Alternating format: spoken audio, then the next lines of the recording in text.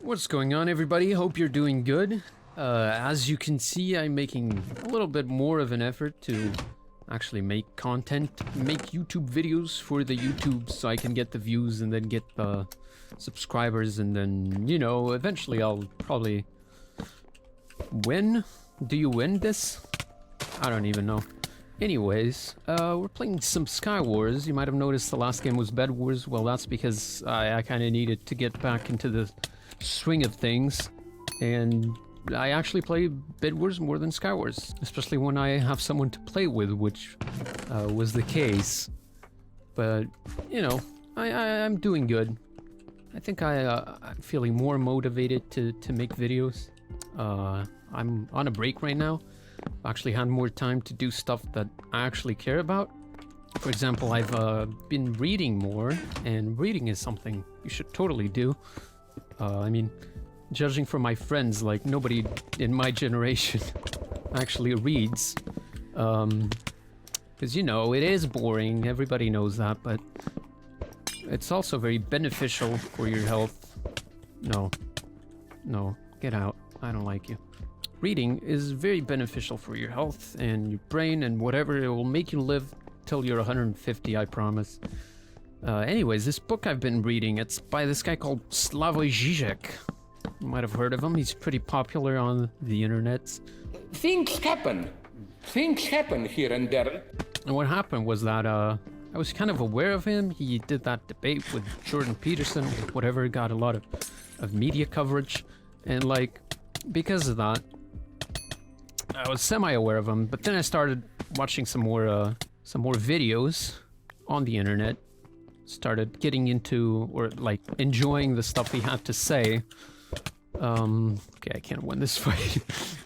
Anyways, I showed a clip of him to my mom, and there's one thing you gotta know about my mom. Well, she's a voracious reader, and because of that, she was eager to buy one of his books, because I showed her, like, The Pervert's Guide to Ideology, which is one of his, like, documentary thingies, and she really liked that. She found him, like, really charming as a person. He's got this weird lisp.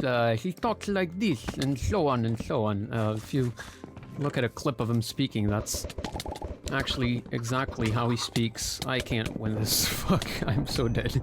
So he has this funny way of speaking, and his commentary is usually pretty insightful. He draws from, like, psychoanalysis and stuff, and so the kind of stuff he says about movies is not the kind of thing you would read in a newspaper or, like, in a YouTube video or something. It's pretty out there. Since my mom liked him, she was like, oh, I like this guy. I like reading, so I'm gonna buy one of his books. The problem is, he's a philosopher, and the book was philosophy, and my mom doesn't really do that. That's more my thing, you know? And it turns out the book is really dense, so, you know, it's the kind of book that you can't really understand if you're just in it for the fun, or in it to relax. It's more of a book where you have to set your mind to it. In order to be able to understand anything that's going on. And it also helps to have, like, a bit of a background. How's this game already over? What the heck?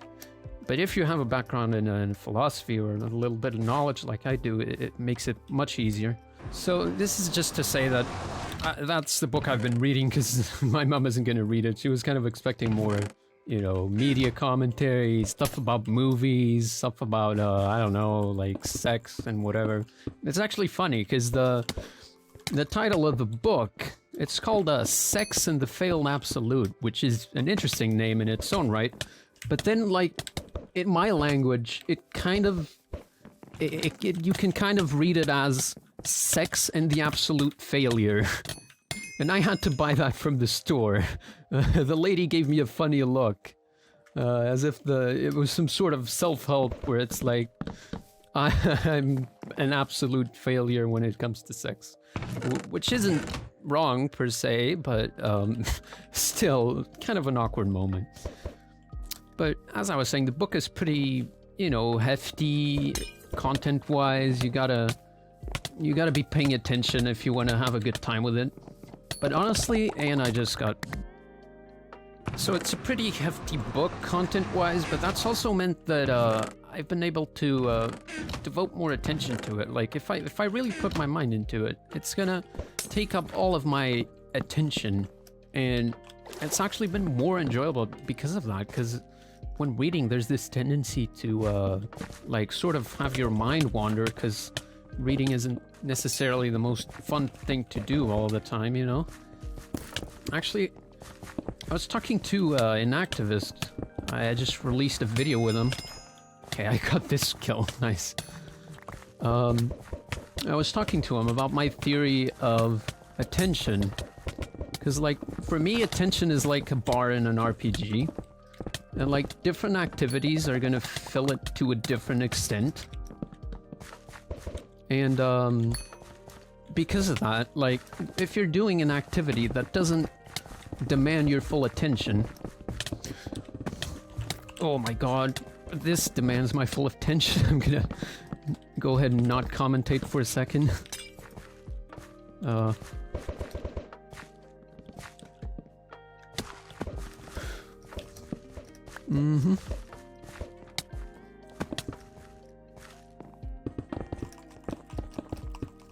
what the heck's going on? Okay, so right there is a good example, because I was fully focused, couldn't do anything else.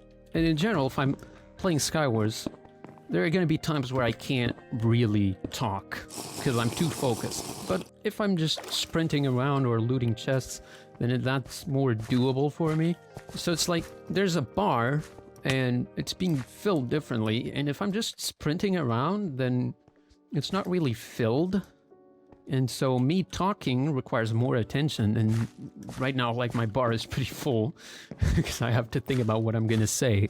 And what I've noticed is that if your bar isn't, like, full, what's gonna happen is that your brain is gonna try and frantically find things to fill up the bar with, and it won't be able to do so in a way that fills it at a constant level. So there's gonna be a lot of fluctuating. An example of this is when you're, like, in a class and whatever the teacher's saying isn't all that interesting, so you're naturally gonna start thinking about, you know, what you're gonna eat for dinner or what you're gonna do after the class. I don't know where the chests are on this map, just noticed. Okay. I'm gonna lose this game, but I'm not gonna cut out losses because I can't be bothered. Sorry if it triggers you every time I lose, but I'm more trying to focus on the commentary because not like my gameplay is all that high level. Anyways, you have this attention bar, and if you don't fill it up completely, your brain is gonna frantically try to find other stuff it can fill it with, but it's gonna do so inconsistently, right?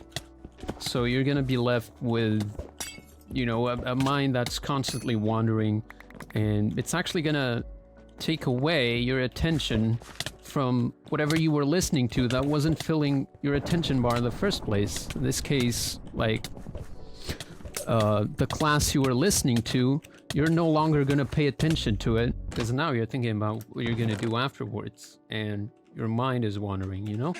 So this is something that happens, like, for instance, if you're taking a jog, where it's like, if you're just jogging, then that's pretty boring.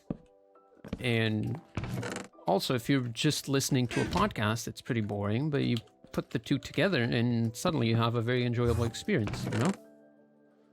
Because jogging while listening to something or even music is pretty nice. So that's a good example of how please don't have strength. Goodbye.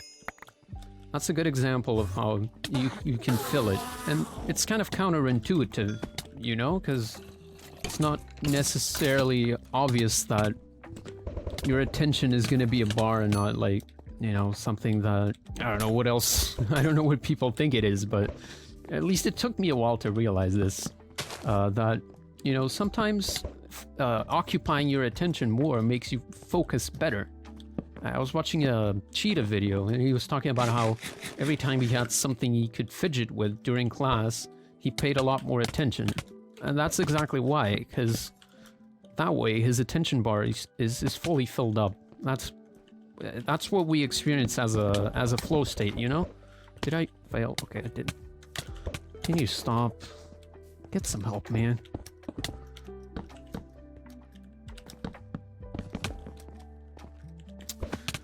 What is wrong with you? So if you want to reach a flow state, for example, while gaming, well, listen to music, because that's gonna fill up your attention bar more. I think this is one of those instances where, you know, something... You know, sometimes in RPGs, they have this mechanic that's just, you know, points, and then according to how many points you have in some area, some skill, like the game behaves differently. But it feels really deep because they've hidden the points and the leveling system from you. So it's like something mysterious and feels dynamic. But I think that, you know, with the attention bar, it's the same thing. Like if you had a bar, if you looked at your wrist and there was like some bar... why am I doing this? Why would I do this to myself? If you had like a bar on your wrist that told you how much attention you're taking up, then it would pretty much break the illusion. But you don't, so I think people often don't realize how it really works. And, you know, I feel like this is one of those things that I could have done with being told that, like, ages ago. You know? Like, that would have been very useful to know when I was, like, in high school, and not to realize years later.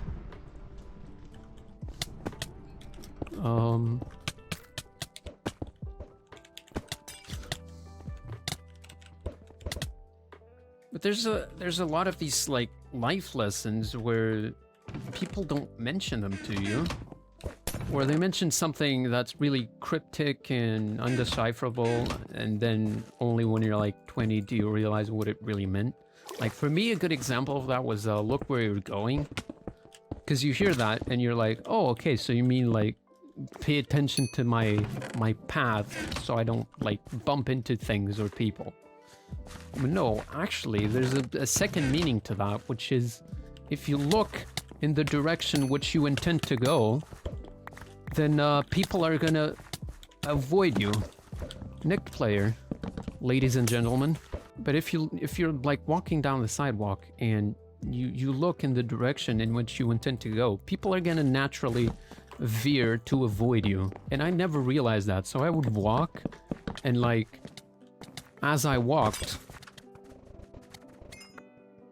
so I would walk and like look around and not look forward or where I intended to go, and then I would keep bumping into people, or, you know, getting into those situations where like you try to go right but they go the same way, and then you have to go left but they also change their direction, and it feels like years you spend, like you feel the hair on your head getting gray during those moments. Okay, I'm surprised he didn't rubber band or something. And that's just a thing that people could have said, you know. Someone could have been like, you know, okay, 7-year-old Xenovox, when you're walking, like look in the direction you want to go. That way people will avoid you. That would have been so useful, but no, I had to learn it. I had like a moment in the shower where I was like, oh, so that's what that means.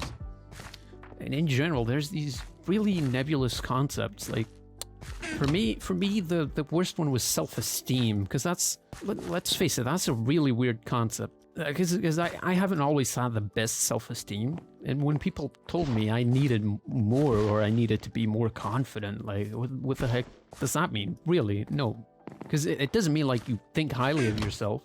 Because if you do that, then nobody's gonna like you. People are gonna find you arrogant and conceited and other adjectives. And, you know, practicing self-love or something like that, like what do? You write a letter to yourself saying, oh, I love you? Oh, I really appreciate what you're doing? No, actually, like, what it means is that you aren't harsh on yourself. And the way I learned to embody this in my actions was to stop having those moments where I would, you know, not be able to sleep at 4 a.m. because I remember that time where, you know, someone tried to fist bump me, but I went for a handshake and, you know, it was awkward and I'm like, oh, come on, Xenovox, you're such a weirdo, like, come on. You know, really beating myself over it. Like, those moments are the ones where you're like looking at your past self and being really judgmental. And so once I stopped having those moments where I would judge myself very harshly, then I realized that from here on out, every time I have a social interaction, I'm not going to live under the expectation that I'm going to judge myself in the future that harshly. That really helps you, like, conduct yourself with more ease, let's say. Like, you're no longer as tense, as worried that, you know, what if I say the wrong thing? Well, if you say the wrong thing, first of all, nobody else cares. That's also an important thing to understand. Nobody else really cares if you said the wrong thing. They're worried about themselves. And then if you don't care, if you don't judge yourself, if you just recognize, okay, it happens, sometimes people say awkward things, then you're gonna live your life a lot more carefree. And yeah, that's just my fatherly advice to all of you, because you're probably younger than me.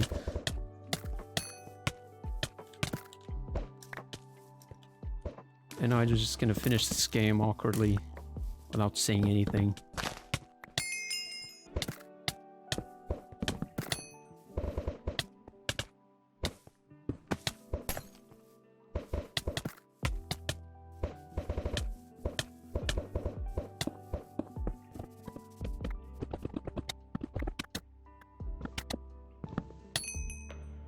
Anyways, that's gonna be it for today. I hear my mom talking in the background. Hope that didn't make it into the video. Hope you enjoyed. Sorry if it was like sort of, you know, all over the place, or if you didn't like me losing, but you know, deal with it. See ya.